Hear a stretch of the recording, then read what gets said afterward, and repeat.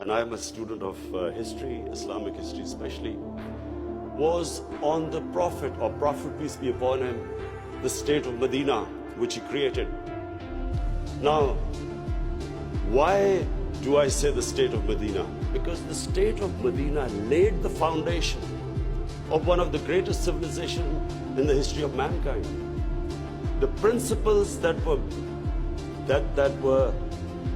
the foundation of the state of Medina is what for the next 700 years was the greatest civilization on earth.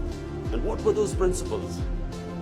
The state of Medina was founded on incredible principles of justice and humanity. It was the first time a welfare state was made, a state that took responsibility of the weak, what China has done right now.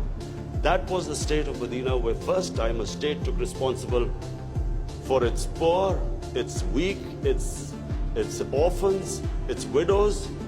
In the state of Medina, the first time pensions were created. Old people were also, it was a humane state. And secondly, there was justice, rule of law. These were the two main things. And the third thing, the Prophet of Islam, peace be upon him, made seeking knowledge a sacred duty. The word was that even if you have to go to China to seek knowledge, you must. Those days going to China meant not coming back. So the emphasis on seeking knowledge. For the next 700 years, all top scientists were Muslims. And that was the state of Medina. It laid that foundation. And then the way minorities, other religious people were treated. The Prophet signed famous, the Misaq-e-Medina.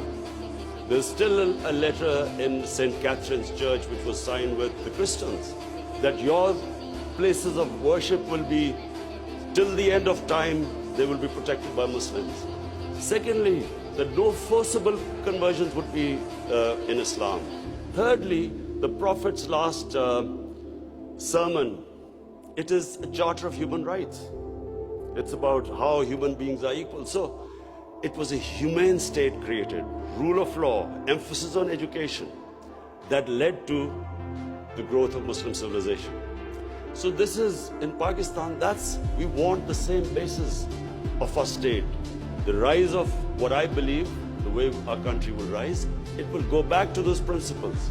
We must, number one, have rule of law, everyone equal before the law. State must be accountable. We must have a welfare state where the state must take responsibility of its poor people. Half our population is on the poverty line or just above, and about 25% are below the poverty line. The state must take responsibility. All